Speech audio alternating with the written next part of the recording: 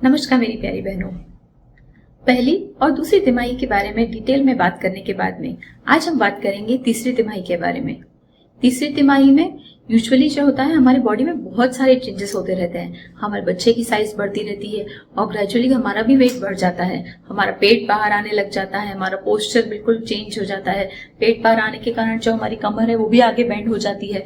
तो वो lumbar lordosis जो हमने पिछले वीडियो में अपने डिस्कस करा था, उसके कारण हमारे बैक एक की प्रॉब्लम्स आने लग जाती हैं। इस तरह से हमारी बॉडी में बहुत सारे ऐसे चेंजेस होते हैं तीसरी तिमाही में। तो आज हम डिटेल में डिस्कस करेंगे कि तीसरी तिमाही में आपके बच्चे में और आपके शरीर में क्या क्या वो चेंजेस आते हैं, क्या क्या वो सावधानियां हैं जो आपको तीसरी तिमाही में स्पेशली रखना चाहिए, क्या क्या वो डाइट चेंजेस है जो आपको करना चाहिए, और क्या वो ऐसी एक्सरसाइजेस हैं जो आपको करना चाहिए जिससे कि आप नेचुरल लेबर के लिए या कि नॉर्मल डिलीवरी के लिए अपनी प्रोसीजर को आगे बढ़ा सकते हैं।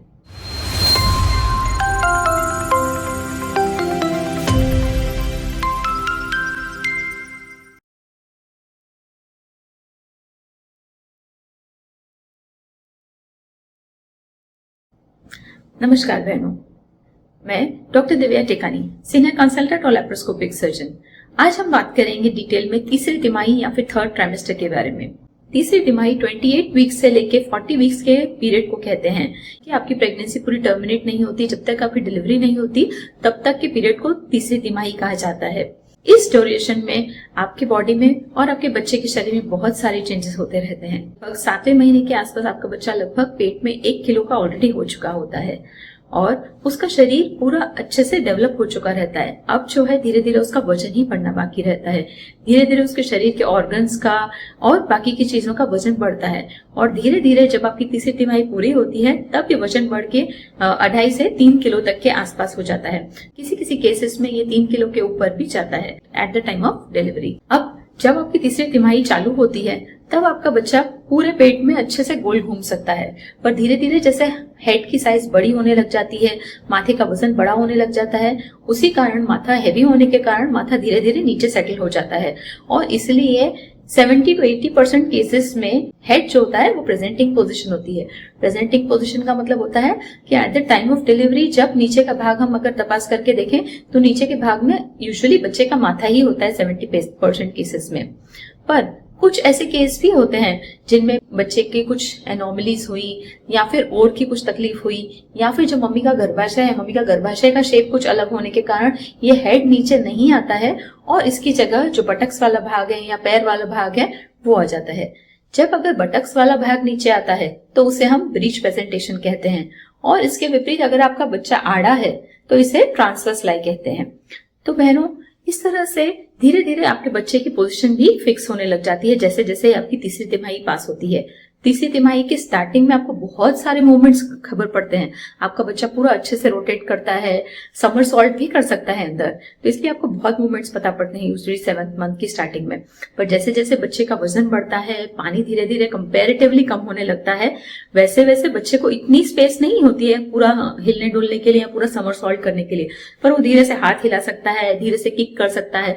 तो आपको धीरे धीरे छोटे छोटे मूवमेंट्स से पता पड़ते हैं कि बच्चे ने हाथ हिलाया, बच्चे ने पैर हिलाया। इसलिए जो कंपैरेटिवली मूवमेंट्स की क्वालिटी और क्वांटिटी होती है वो अगर हम बात करें तो 7th मंथ में और 9th मंथ में बहुत अलग होती है। 7th मंथ में आपका बच्चा पूरा घूम सकता है, इसलिए आपको मूवमेंट्स बहुत ज्यादा पता पड़ते हैं। 9th मंथ में उसके कंपैरेटिवली बड़े मूवमेंट्स कम पता पड़ते हैं और हाथ पैर हिलाने के छोटे छोटे मूवमेंट्स ज्यादा पता पड़ते हैं। जब बच्चे का सिर नीचे आने लग जाता है और जो मदर की पेल्विक बोन होती है, पेल्विक बोन या जो नीचे का हमारा जननांग का रास्ता होता है, हड्डी जो होती है नीचे की, उसे हम पेल्विक बोन कहते हैं। तो जब नीचे की पेल्विक बोन में बच्चे का हेड फिक्स हो जाता है तो उसे हम कहते हैं फिक्सिंग ऑफ हेड। और जब वो उसके अंदर अच्छे से जाके सेटल हो जाता है, बच्चे का सिर डिलीवरी के लिए अंदर जाने के लिए तैयार हो जाता है, तो उसे हम एंगेजिंग कहते हैं कि बेबी का हेड जो है अब मदर के पेल्विस में एंगेज हो गया है। तो जैसे ही वो मदर के पेल्विस में एंगेज हो जाता है तो जो हमारे भारीपन के सिम्टम्स होते हैं, पेट में एकदम खिंचा खिंचा सा एकदम भारी भारी सा लगता था, वो सिम्टम्स थोड़े से कम हो जाते हैं। तो उसे हमारी भाषा में लाइटनिंग कहते हैं। मतलब कि जो आपका बाहर वाले सिम्टम्स थे, बच्चे का वजन पूरा ही आगे पेट पे लटका हुआ था, वो कम हो जाता है क्योंकि बच्चे का सिर अब नीचे जा चुका है और नीचे का वजन बिल्कुल अब हड्डी पर आ रहा है। तो आपके पेट पर जो लटका हुआ वजन आ रहा था वो कम हो जाता है। तो एंगेजिंग जब हो जाती है, बच्चे का हेड जब एंगेज हो जाता है, तब यूजुअली आपको एक लाइटनिंग फील होती है। आपका जो बच्चे का पेट पे जो भार आ रहा था वो कम हो जाता है। तो ये तीसरी तिमाही के एंडिंग में आपको लाइटनिंग फील होगी। इसके अलावा जैसे जैसे बहनों आपका बच्चा धीरे धीरे 7वें महीने से 9वें महीने की तरफ बढ़ता है, तो उसके सारे सेंस ऑर्गन्स डेवलप हो जाते हैं। उसकी आईज अच्छे से डेवलप हो जाती है, उसे अब पहले से क्लियरर दिखता है, वो अंदर आपकी बातों को अच्छे से सुन सकता है, उसका सेंस ऑफ स्मेल भी डेवलप हो जाता है। और यहाँ तक कि जो उसकी ओरल कैविटी है उसमें सकिंग रिफ्लेक्स, मतलब कि अपना अंगूठा चूसना या जो एमनियोटिक फ्लूइड अंदर जो बच्चे के आसपास पानी होता है वो उसे आराम से पी सकता है। बच्चा अंदर रो भी सकता है तीसरे महीने में बहनों। तो ये जो सेंस ऑर्गन्स रहते हैं ये सारे ही अंदर उसके डेवलप हो जाते हैं तीसरी तिमाही में। ये तो हुई बच्चे की बात। अब बात करते हैं बच्चे के मूवमेंट के बारे में। आपको कैसे पता पड़े कि मूवमेंट्स नॉर्मल हो रहे हैं, या फिर आप कैसे उन मूवमेंट्स को जज कर सकते हैं कि मेरा बच्चा हेल्दी है। तो बहनों, पूरे दिन में अगर आप गिने तो कम से कम 10 से 15 मूवमेंट्स आपको पता पड़ना चाहिए। 10 से 15 मूवमेंट्स एक साथ नहीं, पर एटलीस्ट आप 12 घंटे का एनालिसिस करें कि सुबह 8 बजे से रात को 8 बजे तक का एनालिसिस करते हैं तो कम से कम आपको 10 से 12 बार बच्चे का किकिंग मूवमेंट महसूस होना चाहिए। इसके अलावा एक और तरीका ये गिनने का ये भी होता है कि आप हर मील के बाद, जैसे आपने नाश्ता लिया, दोपहर को खाना लिया और रात को खाना लिया, इसके बाद में 1-1 घंटे तक बच्चे का मूवमेंट काउंट करें। हर खाना खाने के बाद में 1 घंटे तक आपको कम से कम 3 से 4 मूवमेंट फील होना चाहिए। तो इस बच्चे की डिटेल जानकारी के बारे में अब हम बात करेंगे ममीज के बारे में। तो ममीज को क्या क्या वो सिम्टम होते हैं जो तीसरी तिमाही में डेवलप होते हैं। सबसे पहले तो आपके पोस्चरल चेंजेस बहनों बहुत ज्यादा आते हैं। आपकी बॉडी हैवी हो चुकी होती है और थोड़ा बॉडी में वाटर रिटेंशन भी होता है। इसके कारण कई बार क्या होता है कि हमारे हाथ पैरों के जो हमारी जो साइजेस रहती हैं, जैसे कंगन की साइज टाइट होने लग जाते हैं, अंगूठियां टाइट होने लग जाती हैं और ओवरऑल हमें ऐसे बॉडी में लगता है कि सूजन सी आ गई है, क्योंकि हमारी बॉडी में वाटर रिटेंशन होता है।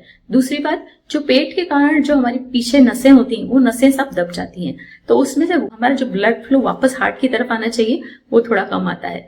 इसके कारण पैरों में सूजन भी हो जाती है। आपकी बॉडी ओवरऑल पहले से साइज में इंक्रीज हो जाती है। इसमें अगर हम बात करें ब्रेस्ट की, तो ब्रेस्ट भी पहले से साइज में इंक्रीज हो जाते हैं, उनमें ब्लड सर्कुलेशन बढ़ जाता है, जो एरियोला होता है एरियोला का साइज बढ़ जाता है, निपल भी अब बेबी को फीड कराने के लिए तैयार होने लग जाते हैं।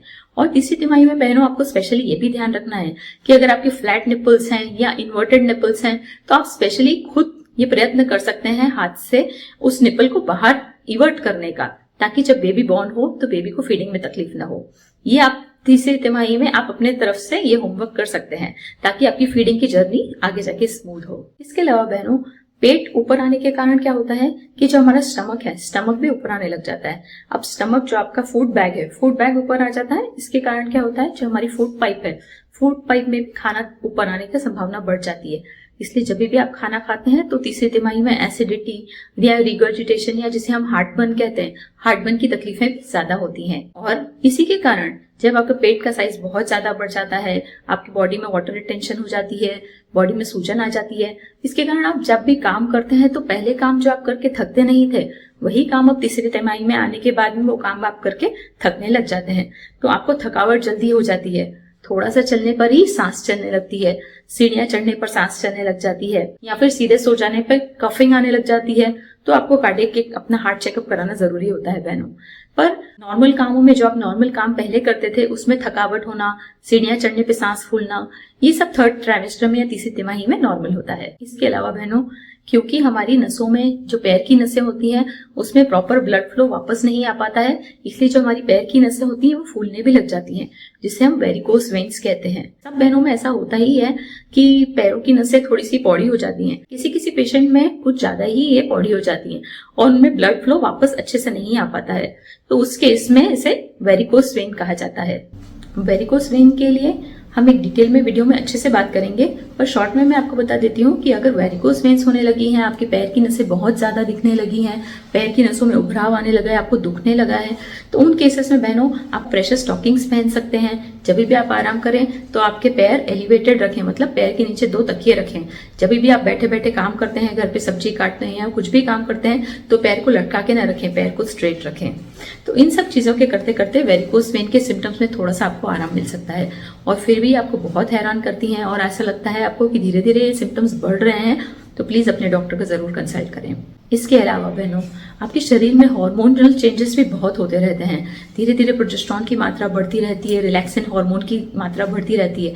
इसके कारण कई बार हमें चिड़चिड़ापन या मूड चेंजेस ये बहुत कॉमन होता है। तो घबराने की बात नहीं होती अगर आपको थोड़ा सा गुस्सा ज़्यादा आता है, थोड़ा सा चिड़चिड़ापन होता है, पर आप दूसरी चीज़ें करके, ब्रीदिंग एक्सरसाइजेस या फिर योगा या फिर मेडिटेशन, ऐसी चीज़ें करके आप इन सब चीज़ों को आराम से कॉम्बैट कर सकते हैं।